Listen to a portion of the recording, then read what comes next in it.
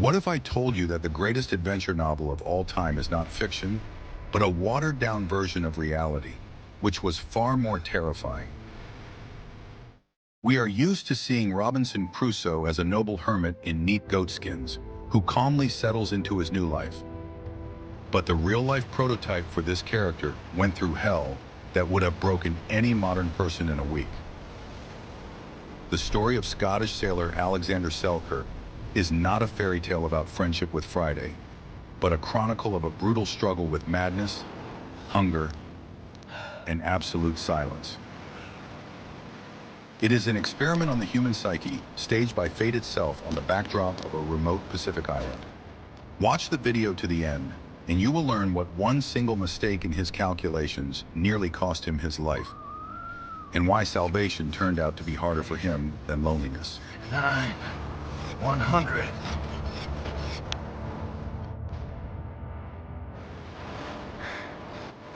Imagine the level of despair and stubbornness it takes for a person to voluntarily remain on an uninhabited piece of land in the middle of the ocean. Alexander Selkirk was not a shipwreck victim in the classic sense.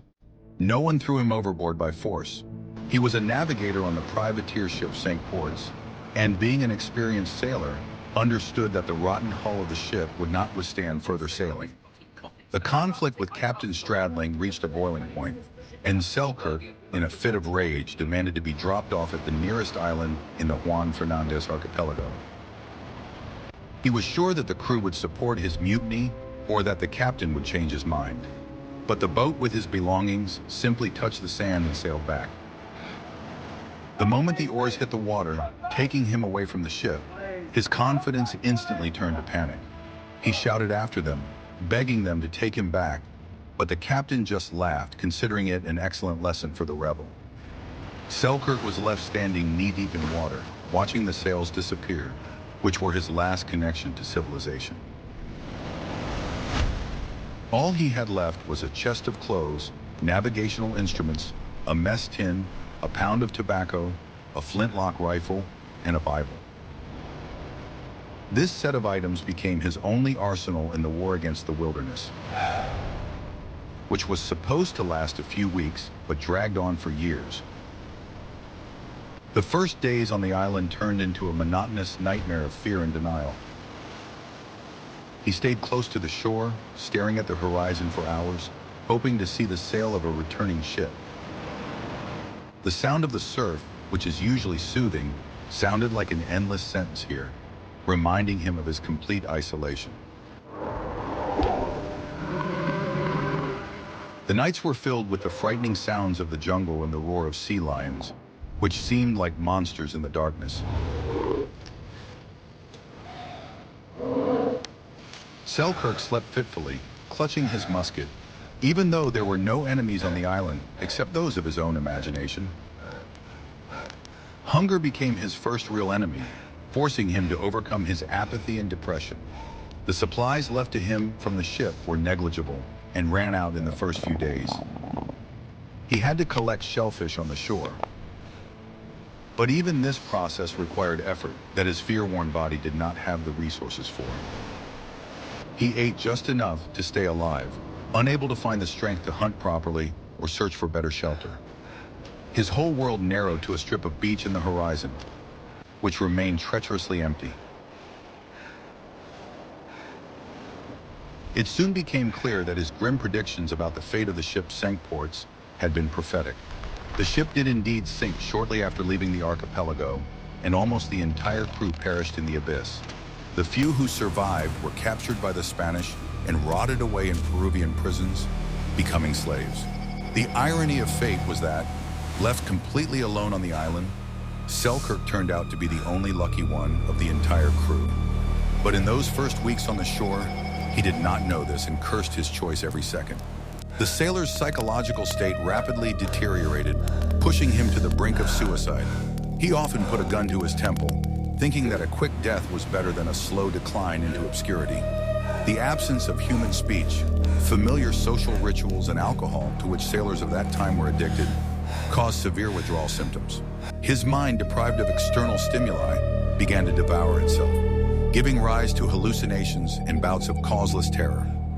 Only his instinct for self-preservation and perhaps a deeply hidden religiosity kept him from taking the fatal shot. Loneliness on Mazatera Island was not idyllic seclusion, but a cruel test of endurance.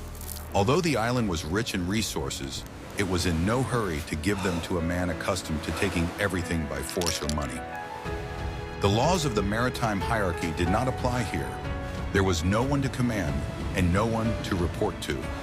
Selkirk had to completely rebuild his consciousness in order to transform himself from a hired worker of civilization into the master of his own destiny. Landing on the shore was only a prelude to the real trials that awaited him ahead. Nature had prepared tests for him that were impossible to pass relying solely on his maritime experience. I'm really interested to hear your thoughts. Do you think you could have coped with the despair of the first months of isolation on your own? Or would your sanity have succumbed to the silence? Let me know in the comments.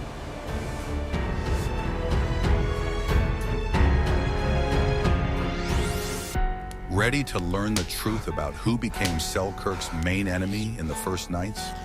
It wasn't Spanish pirates or mythical monsters, but hordes of rats brought to the island by previous ships. As soon as Selkirk fell asleep, these rodents came out to hunt, attracted by the smell of a living human.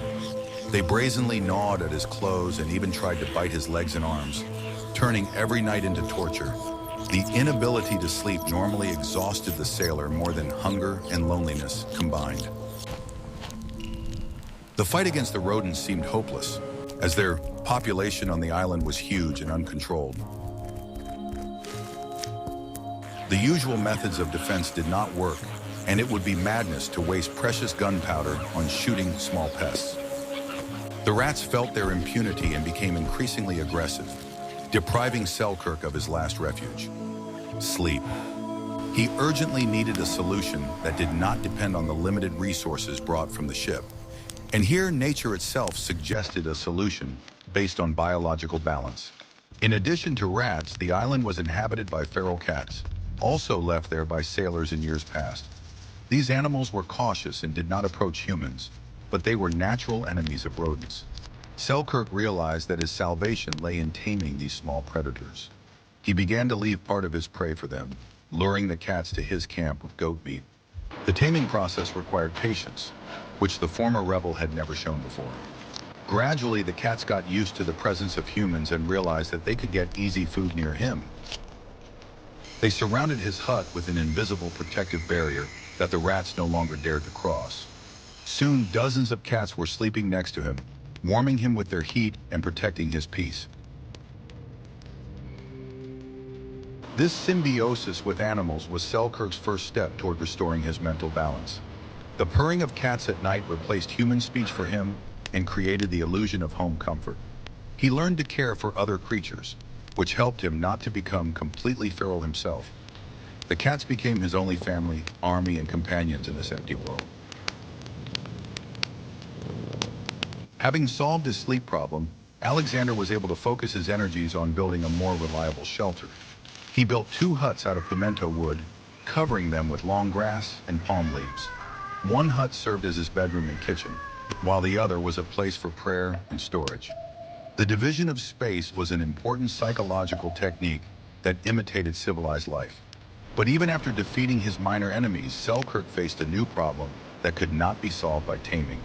His clothes, his only protection from the sun and thorny bushes, began to turn to dust. In the next chapter, you will learn how a rusty nail became the most valuable tool in the world.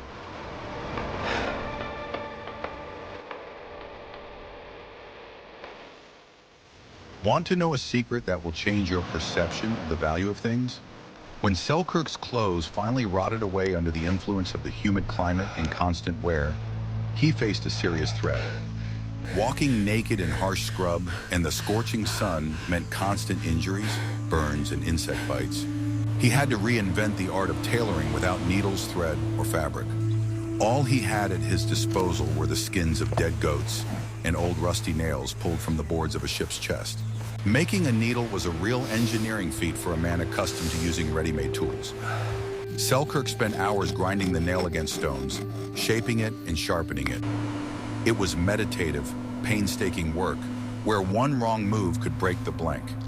When the needle was ready, the question of thread arose, as ordinary fibers rotted quickly. He learned to unravel old, worn stockings into strong threads. And when they ran out, he began to use thin strips of leather and tendons. This required incredible skill and patience, but the result exceeded expectations. The suit he sewed for himself looked wild, but was perfectly suited to the conditions of the island. The goatskin pants and jacket protected him from thorns while hunting and from the night chill. Fire was another critical resource that had to be maintained at all costs. When Selkirk ran out of tinder and gunpowder for kindling became scarce, he had to learn how to make fire by friction. He used pimento wood, which, as it turned out, was perfect for this purpose. Fire-making became a daily ritual that required physical strength and skill.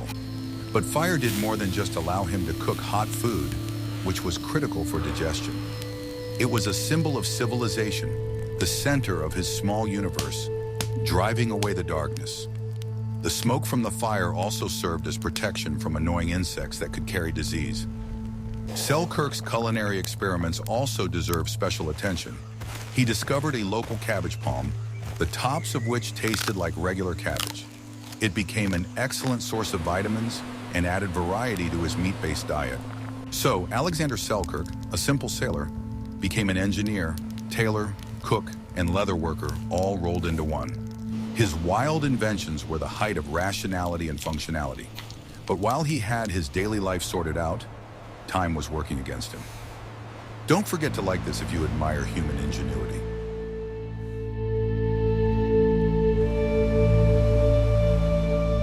How long do you think it took to turn an ordinary sailor into an Olympic runner? When his gunpowder supplies ran out, Selkirk faced the prospect of starvation.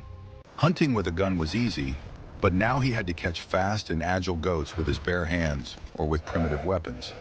It seemed impossible because goats moved easily on rocks that were inaccessible to humans. However, hunger is the best coach, and Selkirk began his forced training. At first, he returned from hunting empty-handed, exhausted and angry, with broken feet. But with each passing week, his body changed, adapting to the new stresses. The excess weight disappeared, his muscles became steel, and his stamina became endless. He began to run across rough terrain as he had once walked across the deck. The sailor's shoes had long since fallen apart, and after trying to make moccasins out of animal skins, he realized that they only got in the way. The soles of his feet had become so thick that they turned into natural armor. He could run over sharp rocks, branches, and thorns without feeling pain or getting injured. This gave him an incredible advantage in gripping the surface of the rocks. Soon he achieved a level of physical fitness that no civilized man of that time possessed. Selkirk could catch up with a wild goat on the run, grab it by the horns, and knock it to the ground. He became the perfect predator, the top of the food chain on his island.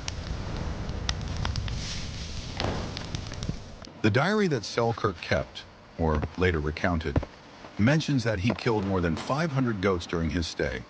He caught, marked by cutting their ears, and released just as many. This was not only a way to build up reserves for a rainy day, but also a kind of entertainment, a way to feel power over nature. His speed and agility became legendary. Later, eyewitnesses to his rescue said that he moved with the grace of a wild animal and could outrun a ship's dog. This physical progress was a side effect of survival, turning his body into a perfect machine. In the next chapter, you will learn how the pursuit of another prey led to a disaster that almost put an end to his story. Guess what saved him from certain death when he fell from a height?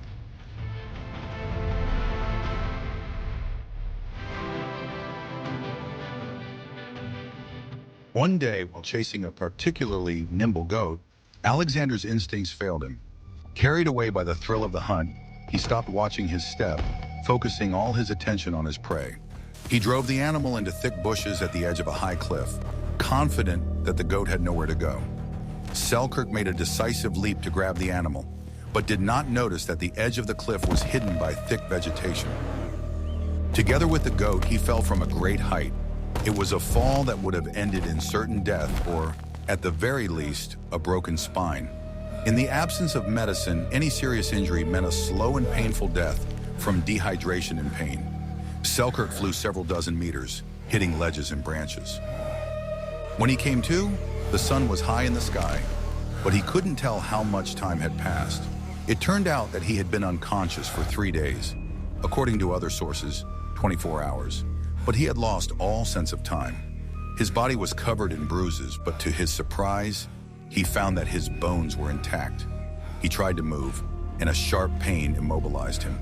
The reason for his miraculous rescue was the very goat he had been chasing. The animal fell beneath him, acting as a living shock absorber, taking the brunt of the impact with the rocks. The goat died instantly, but its death saved the life of its pursuer. It was a grim irony of fate. The prey saved the hunter. Selkirk found himself trapped at the bottom of the ravine, unable not only to get out, but even to stand up. He had to crawl back to his camp, overcoming excruciating pain. The journey, which usually took him half an hour to run, stretched into long hours of agonizing crawling. This incident was a harsh reminder of the fragility of human life. He realized that his physical strength and agility were worthless in the face of chance. After recovering, which took many weeks, he became much more cautious. During his forced inactivity, he read the Bible a lot and reflected. The pain humbled his pride and forced him to reevaluate his attitude toward risk. He realized that survival is not a sprint or a feat, but a marathon of caution.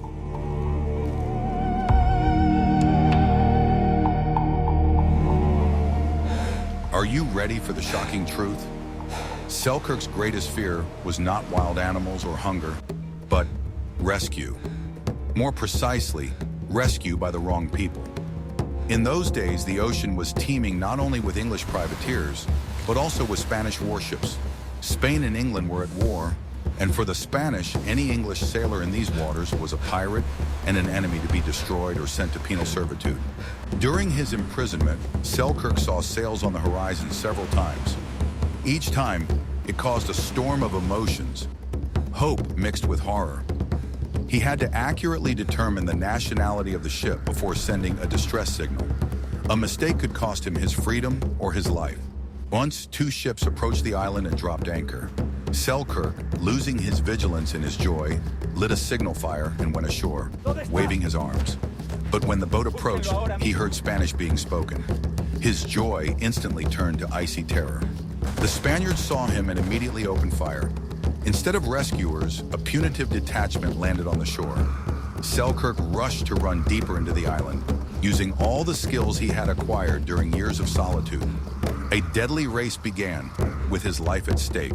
The soldiers were armed and numerous, but they did not know the terrain. Selkirk, on the other hand, knew every tree and every ravine. He ran faster than the wind, leading his pursuers into the most impenetrable thickets. However, the Spaniards were persistent and kept up, firing randomly at the bushes. At some point, his strength began to fail him, and he realized that he would not be able to break away. Then he decided to hide not on the ground, but in the air. He climbed to the top of a huge tree with a dense crown, literally merging with the foliage. The Spaniards approached the tree and even stopped under it to catch their breath. Selkirk could see their heads and hear their crude jokes and conversations. He prayed that no branch would crack beneath him and that no drops of sweat would fall. The soldiers urinated on the trunk of the tree he was sitting on, unaware that their target was right above their heads.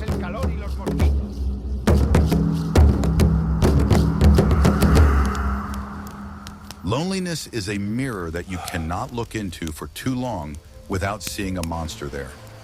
Once his daily routine was established and the threat of starvation receded, Selkirk's main enemy became silence. Humans are social animals, and our brains require communication to function normally. Deprived of conversation, Selkirk began to feel his self dissolving into the surrounding landscape. To keep himself from going mad, he imposed strict discipline on his mental activity. Reading the Bible became not just a religious act, but an exercise for the mind. He read aloud, trying to pronounce each word clearly so as not to forget the sound of English speech. The text of Scripture was the only complex intellectual material available to him. He sang psalms and his voice carried across the valleys of the island, scaring the birds. Singing helped him vent his emotions and fill the frightening emptiness with sound. It was proof that he still existed, that he was still a human being capable of creating, even if only sounds. However, over time, he noticed that his speech began to change. He began to forget words, confuse endings, and his language became increasingly primitive. Thoughts that he could not express aloud became vague and fragmented. He began to think in images rather than sentences. In his memories, he often returned to his native Scotland, to the village of Largo. He mentally talked to his parents, with whom he had quarreled before leaving, asking them for forgiveness. It was an endless repentance that lasted for years. He rethought his entire past life, realizing how petty his grievances and ambitions had been. Selkirk admitted that he had never been as good a Christian as he was on this island. Loneliness cleansed him of the superficial, leaving only the essence. He found peace in his soul, ceasing to fight with himself and his past. But there were also moments of dark melancholy, when he sat motionless for hours, staring at the ocean. At such moments, he felt like the only person in the universe, the last survivor after the end of the world. Tears flowed down his wild face, but they were tears not of despair, but of humility.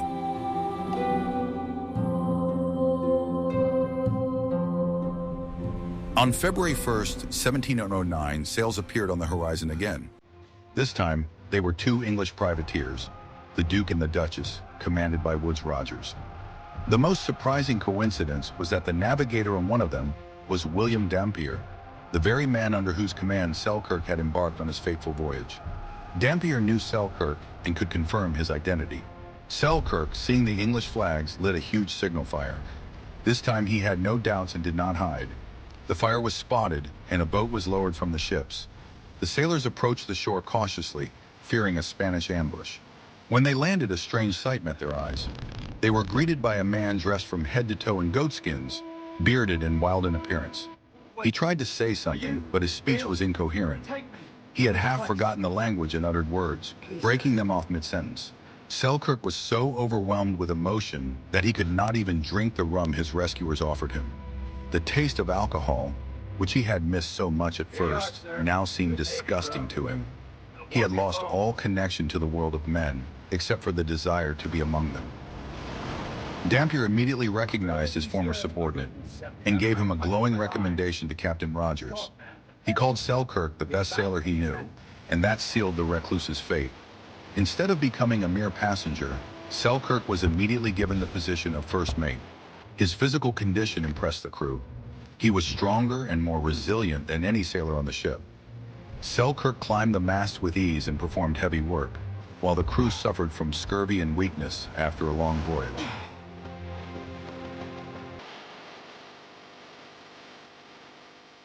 Selkirk returned to England in 1711 a rich man. His share of the captured booty was $800, a huge sum at the time, equivalent to hundreds of thousands of dollars today. It would seem that this was a happy ending. He survived, became rich, and returned home a hero. But reality turned out to be much more prosaic and sadder than literary endings. London welcomed him as an exotic curiosity. His story became a sensation, newspapers wrote about him, and he was invited to pubs to listen to stories about life on the island. At first he was flattered, but very soon the attention began to weigh on him. The noise, dirt, hypocrisy, and vanity of the city repelled him. The beast was massive, tentacles thicker than a mainmast. He could not get used to sleeping in a soft bed in the stuffy air of the rooms. Selkirk often left home and wandered the streets or forests, trying to find the feeling of freedom he had on the island. He told his friends, "I now have $800, but I will never be as happy as I was when I didn't have a penny." In his native Largo, he became a local legend, but even there he found no peace. To hide from people, he dug a cave in the garden of his parents' house and spent whole days there looking at the sea. It was a pitiful attempt to recreate his lost paradise, his island of safety in the midst of a sea of people. He was never able to fully fit into society. His strange habits, introversion, and outbursts of aggression scared people away. He got married, but family life did not bring him peace. The call of the sea and solitude was too strong. It was during this period that journalist and writer Daniel Defoe became interested in his story. It's all recorded here every dreadful day. They met in a pub, and Selkirk gave him his diaries or simply told him his story. Defoe, being a talented writer, took the facts but completely changed the essence.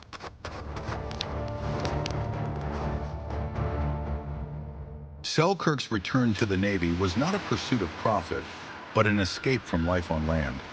In 1720, he joined the royal ship Weymouth as a lieutenant.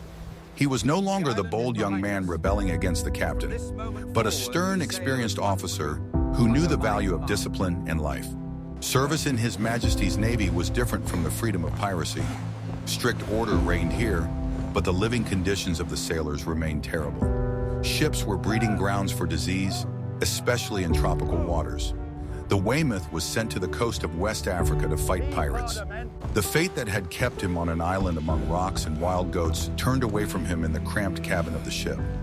The crew began to fall victim to yellow fever, a terrible disease against which Selkirk had neither immunity nor medicine. His hardened body, which had endured years of deprivation and falls from heights, could not cope with the microscopic virus. Alexander Selkirk died on December 13, 1721. He was only 45 years old. He died as he had lived most of his life when surrounded by the ocean. According to maritime custom, his body was wrapped in sailcloth, a cannonball was tied to his feet, and he was thrown overboard off the coast of Africa. The sea, which he loved and hated, became his final resting place. There was no grave left to bring flowers to, only the salty waves and an entry in the ship's log. North-northwest, Alexander Selkirk, lieutenant, died. His death went virtually unnoticed amid the success of Defoe's novel. The world had already fallen in love with the fictional Robinson Crusoe and forgotten the real man whose drama served as the basis for the book. The literary character turned out to be more alive than his prototype.